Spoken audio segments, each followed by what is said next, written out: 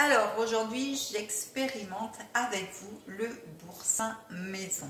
Donc pour cela, il va nous falloir, donc je vais commencer par 1 litre de lait. J'ai une recette où il y a 1,5 litre. Je vais commencer par 1 litre déjà. Donc lait entier surtout, hein, pas de lait demi-écrémé ni écrémé, ça ne marcherait pas. Comme vous pouvez le deviner. Donc on va faire chauffer notre lait à 45 degrés.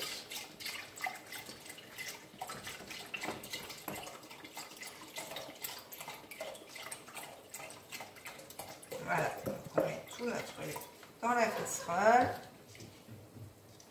et on va chauffer donc à 45 degrés.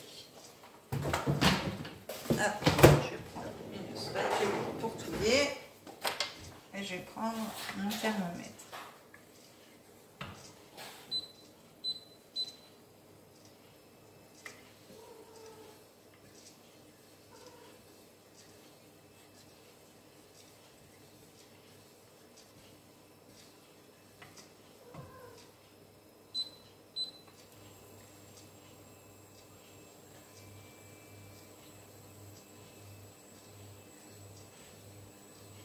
Ça, j'aurais dû le faire avant en fait, parce que je pense que ça va être assez long à chauffer à 45.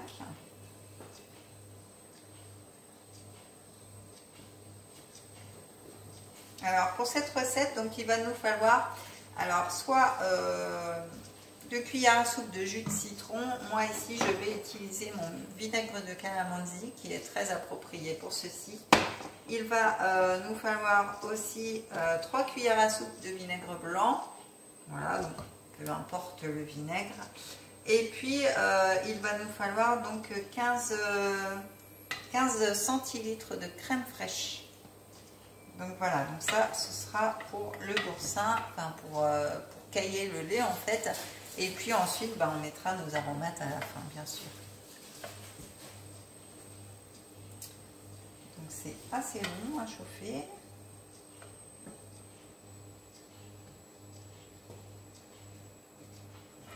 Je vais peut-être prendre un autre thermomètre parce que j'ai pas l'impression, celui-là, voilà, je vais comparer avec celui-là, voir. Il va être peut-être plus précis.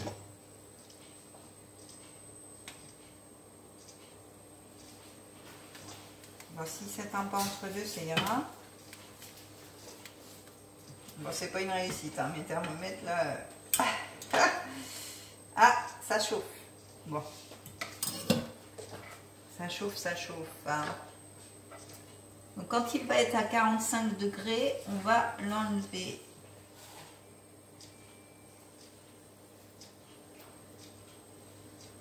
Donc voilà, là il est à 45 degrés. Donc on l'enlève du feu. Voilà, on va le mettre à côté. Vous me voyez toujours, c'est très bien. Donc, une fois que votre lait est arrivé à température, donc on le retire du feu. On va ajouter les 15 centilitres de crème fraîche, donc liquide. Bon, moi, elle est un peu semi-liquide, mais bon, ça va faire l'affaire quand même. Voilà.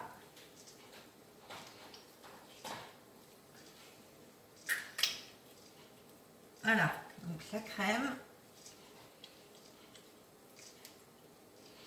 Alors vous pouvez mettre aussi du yaourt nature aussi à la place, donc pareil, 75 centilitres de yaourt nature. Voilà, donc là j'ai ajouté ma crème. On va ajouter donc cuillère à soupe, je vais prendre une cuillère à soupe. Voilà, on mélange. Hop.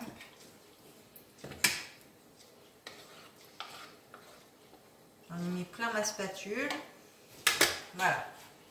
Donc, on va ajouter 2 cuillères à soupe de calamansi ou de jus de citron, comme vous voulez. Moi, je préfère le calamansi, c'est trop bon.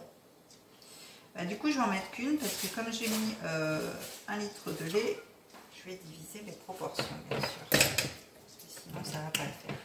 Et donc, 2 cuillères à soupe de vinaigre blanc. Donc, ça va jouer le rôle de la présure, en fait, pour séparer le caillé du petit lait. Hop. Donc voilà. Voilà. Et du coup, on va mélanger et couvrir 10 à 15 minutes.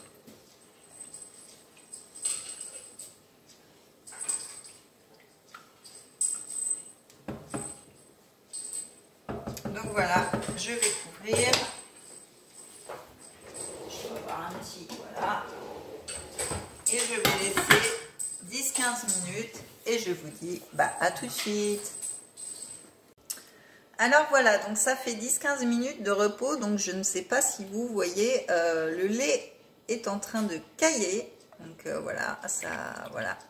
Donc on va le remettre 10-15 minutes à feu moyen, voilà. Et du coup, donc quand le caillé va être plus fin et le petit lait il va devenir jaunâtre, et bien quand la séparation se fera clairement, on l'enlèvera du feu et puis du coup on va l'essorer. Donc on va le laisser 10-15 minutes, je vais remettre mon minuteur et puis je vous dis à dans 10-15 minutes, à tout à l'heure. Alors voilà, donc on a remis notre lait à cailler pendant 10-15 minutes, donc voilà, on va l'arrêter. Voilà, donc je vais vous montrer, alors je ne sais pas si vous allez bien voir, en fait ça a fait un liquide jaunâtre. Ouais, vous voyez pas bien, c'est pas grave, mais voilà, ça a bien séparé le caillé du petit lait. Donc en fait là, ce qu'on va faire, c'est que moi j'ai pris une casserole avec une écumoire et puis un torchon. Alors là j'ai pris une sorte de chiffon, vous pouvez mettre un torchon, vous pouvez mettre une gaze, vous mettez ce que vous avez, ça marche. Donc on va prendre notre écumoire, notre petit chiffon et on va venir du coup, alors le mieux ça va être de prendre une écumoire, comme ça va être moins dur à... Alors attendez, ça sera moins dur du coup à séparer le petit lait à presser en fait. Parce que du coup le but c'est de récupérer le caillé et non pas le petit lait. Alors le petit lait bien sûr ne le jetez pas, il va vous servir dans vos préparations de gâteaux, de crêpes ou autres. Ça va faire comme du lait normal hein, tout simplement. Donc ne le jetez pas. Alors j'ai pas pris une écumoire terrible. Je vais essayer de voir si j'en ai une autre sous le coude. Hop.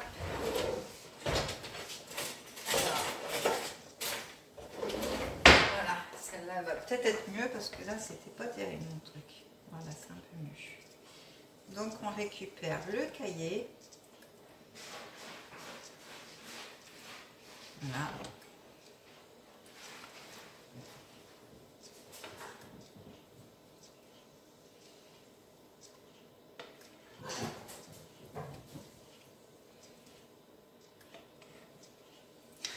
J'ai mon chat qui fait le foufou. Je crois que je vais tout mettre dedans, ça va aller plus vite parce que là je suis en train de bien m'embêter. Donc je vais verser. Normalement c'est moins pratique après pour séparer, mais tant pis. Donc voilà. Voilà. Donc là comme ça on a tout. Ah c'est beau, c'est magnifique. C'est magnifique. Regardez-moi ça. Regardez. Vous voyez? C'est pas très pratique avec la caméra en hauteur. Donc voilà. Donc le but du jeu là, ça va être bien de séparer le petit lait du caillé. Donc on va venir presser pour faire sortir ce petit lait. Alors faites attention, c'est très chaud. Bien entendu, donc on a notre petit lait en dessous, voilà. Et du coup, on va presser.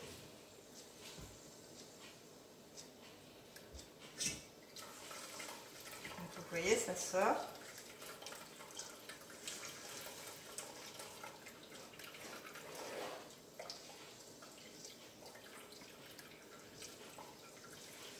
Alors après, c'est chaud. Après les proportions, voilà, vous faites comme vous voulez, hein. Vous pouvez faire 2 litres, vous pouvez faire suivant. Là, si vous faites 1,5 litre par exemple, ça fait 275 grammes de fromage. Donc voilà, je trouve ça sympa de faire son fromage maison, c'est sympa. Hop.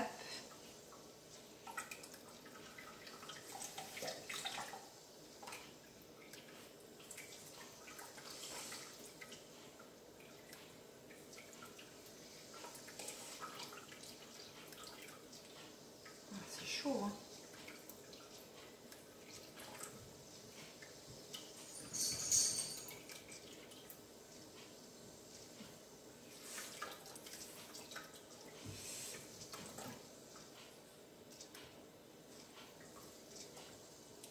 Ouais, ça en sort tout le temps là, c'est pas facile. Ma casserole est bien pleine de petits laits, donc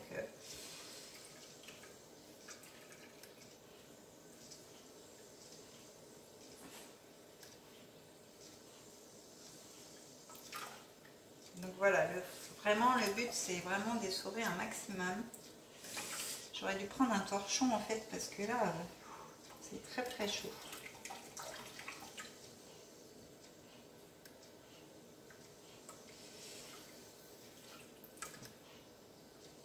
Ce que je vais faire, c'est que je vais faire à la cuillère.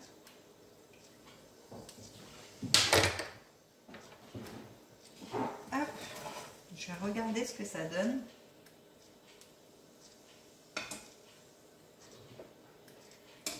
Ouais, vous voyez, on a bien le cahier là. Vous voyez? Je vais essayer de le réessorer encore une fois.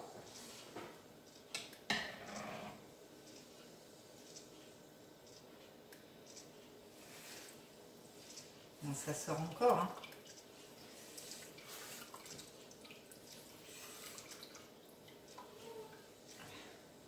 Sur la quantité de lait, on récupère pas beaucoup de fromage en fait.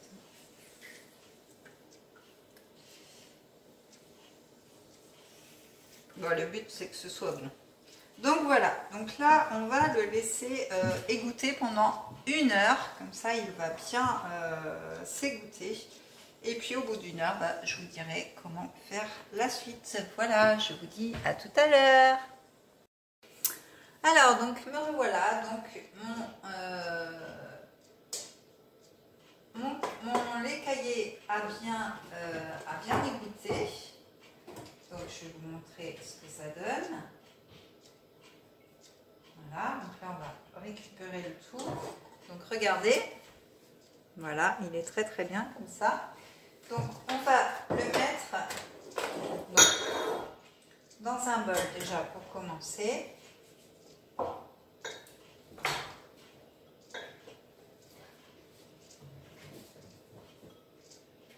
Il a bien pris la forme du moule, on va dire. On va récupérer les petits morceaux parce que le but c'est pas d'en mettre partout. Alors, donc on va le détendre à la cuillère. Si vous trouvez qu'il n'est pas assez crémeux, vous pouvez remettre de la crème dedans, bien sûr. Sinon, voilà, il se consomme comme ça, friable, voilà, comme le boursin qu'on achète. Donc voilà, vous pouvez mettre une pointe de crème hein, si vous le désirez, il n'y a pas de souci. Donc voilà comment ça se présente. Donc on le détend bien comme il faut. Donc, vous voyez, il est beau. Hein. Donc moi, je vais le séparer en 3 parce que je vais faire 3 préparations différentes. D'ailleurs, je me dis que j'aurais peut-être dû mettre un ramequin différent pour les 2 mélanges qui se ressemblent. Parce qu'après, ça va pas être évident. Je vais peut-être en mettre un là-dedans, du coup, pour les comparer. Donc, on détend bien. On va donc le diviser en 3. Voilà. Non, c'est pas grave si c'est pas égal. Le but, c'est d'avoir 3 fromages différents. Alors vous pouvez faire le même, hein. Il n'y a pas de souci. Donc là, je pense qu'on est pas mal niveau quantité. Donc, on va rajouter là tout simplement les épices que vous voulez. Donc, moi, j'ai choisi en premier le souffle de printemps. Donc, que vous pouvez très bien mettre sur une marinade, sur des légumes, dans une sauce, etc. Donc, je me dis qu'en boursin, il doit être sympa parce qu'il y a de la tomate, il y a du piment, il y a du nora, il y a du persil et de la ciboulette. Donc, voilà, je vais tester celui-ci. Ensuite, je vais incorporer le Byzance. Le Byzance, lui, qui est à base de sésame et de menthe poivrée, donc idéal pour vos salades, vos taboulés, etc. Donc, il est très très bon. J'en vends facilement aussi. Et puis le chimichurri, donc le chimichurri que j'adore, qui est composé donc de persil, de sel, d'oignon, d'ail, d'origan. Donc voilà. Vous voyez, il y a pas mal de choses dedans. Donc voilà, je vais faire 3 boursins différents avec ces 3 épices. Donc vous pouvez évidemment les retrouver sur ma boutique en ligne, ces 3 épices. Donc on va commencer par mélanger le Byzance. Alors une cuillère à café suffit, même à peine, parce que ça sent super bon quand on le prend. Donc je vais déjà commencer comme ceci, je vais mélanger. Voilà, il est super bon mon petit boursin. Voilà, il ne faut pas trop en mettre non plus, assez, mais pas trop. Donc regardez, voilà, ça sent super bon. Donc celui-ci, eh bien, on va venir le mouler dans un petit pot comme ça. Donc alors je mets du film pour qu'il soit plus facile à démouler ensuite. Mais voilà, après vous faites comme vous voulez, hein. Si vous avez des petits moules en silicone, ça marche aussi. Et du coup, on va venir mettre notre boursin dedans. Alors, il est peut-être petit mon pot, au pire je vais en faire 2, c'est pas grave. C'est pour les différencier à la fin. Voilà, donc vous tassez bien surtout pour que votre boursin prenne sa forme.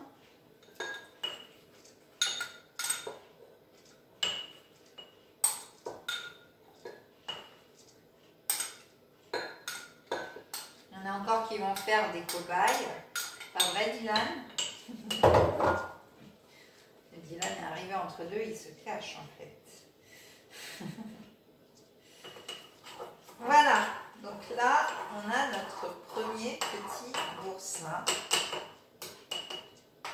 Donc voilà ce que ça donne. C'est appétissant. Donc on va le refermer.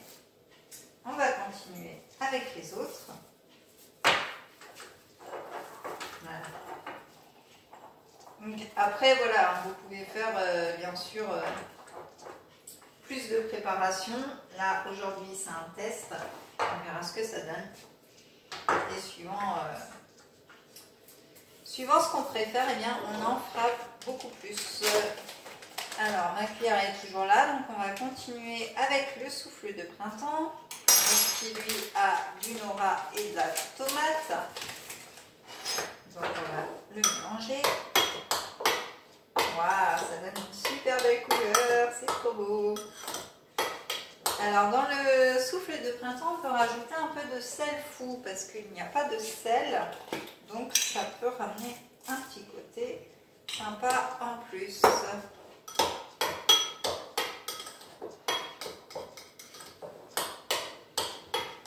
Donc voilà, donc regardez, il y a une petite couleur verte, rouge, ça va être sympa. Ça va changer. Je suis sûre que vous faites ça à vos invités, ils vont être super surpris. Et vous voyez, hein, c'est pas dur. Hein. Bon, ça demande un petit peu de temps. Le plus long, c'est de le laisser égoutter. Donc vous avez rien à faire pendant ce temps-là. Hein. Vous le laissez juste égoutter.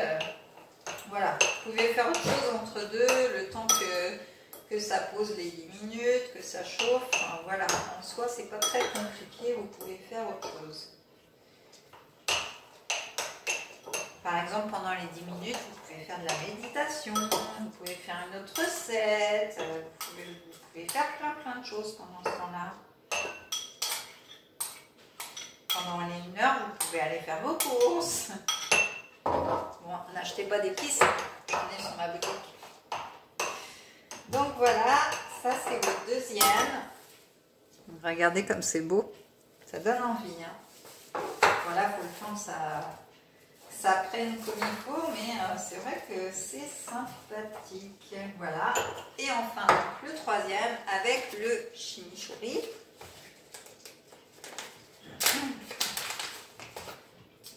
Ma petite cuillère. Alors vous voyez, hein, je mets à peine une cuillère à café. Donc voilà, vous pouvez y aller. Hein, une cuillère à café suffit pour chaque épice pour 6 personnes. Donc les sachets durent très très longtemps. En plus, ils sont hermétiques. Donc voilà, ça ne laisse pas s'échapper les saveurs. Donc on continue avec le chimichurri.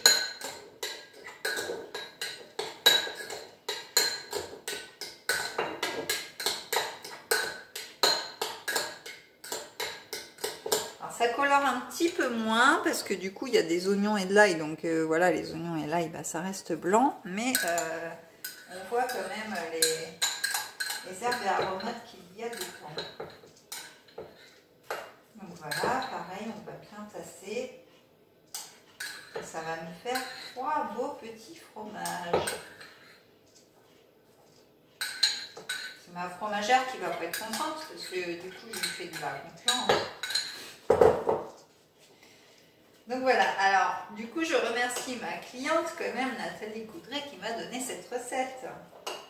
Parce qu'elle m'envoie des recettes et après bah, moi je teste. Logique. Et voilà, donc celui-ci, ça va être le chimichurri. Donc une fois que vos 3 petits fromages sont faits, sont bien fermés, etc. Eh bien on va les mettre 3-4 heures au frais. Et comme ça, vous pourrez les déguster juste après. Et vous pouvez les conserver 2 semaines au frais. Alors, petite astuce aussi qu'il y a sur ma boutique en ligne, c'est que vous avez les boîtes sous vide aussi pour conserver encore plus longtemps les aliments. Donc voilà, elles arrivent en carton comme ceci. Alors là, c'est la plus petite, hein, vous en avez 3 tailles différentes. Donc voilà, ça s'ouvre comme ceci. Vous voyez, vous pouvez acheter la grille de fond si vous voulez. Comme ça, bah, vous pouvez laisser par exemple égoutter votre fromage par exemple. Donc voilà, vous refermez comme ceci. Alors, à une main, c'est pas pratique. Voilà, donc vous refermez, vous voyez, ça ferme bien de chaque côté. Vous avez des petites encoches ici qui viennent se prendre dedans. Alors, j'ai peut-être pas bien mis l'autre côté. Hop. Voilà, donc voilà, vous voyez, et du coup vous pouvez faire le sous-vide par ici, donc soit avec la pompe manuelle qui va arriver incessamment sous peu, soit avec la pompe lithium aussi qui du coup vous pouvez l'intramaller partout. La batterie dure pendant 6 mois, donc voilà, elle est très malléable, enfin très pratique. Et du coup quand vous faites le sous-vide, et bien ce petit voyant s'enfonce. Et du coup après hop, vous enlevez le vide d'air ici. Et voilà, donc vous pouvez conserver vos aliments très longtemps. Ça passe au congélateur, au frigo, au four, au micro-ondes. Donc voilà, tout dans un seul récipient. Donc c'est le tip top. Donc je vous ferai une démonstration du sous-vide quand j'aurai un peu plus d'accessoires. Donc voilà, en tout cas vos petits fromages se conservent 2 semaines comme ceci au réfrigérateur. Donc pensez à vous abonner et à activer ma petite cloche pour voir toutes les autres recettes que je vous concocte tous les jours du lundi au vendredi. Likez et commentez, ça fait toujours plaisir d'avoir un petit commentaire et puis comme ça on peut échanger. Et vous pouvez me suivre sur Facebook et sur Instagram. En tout cas moi je vous dis à très vite pour une prochaine vidéo. Bye bye.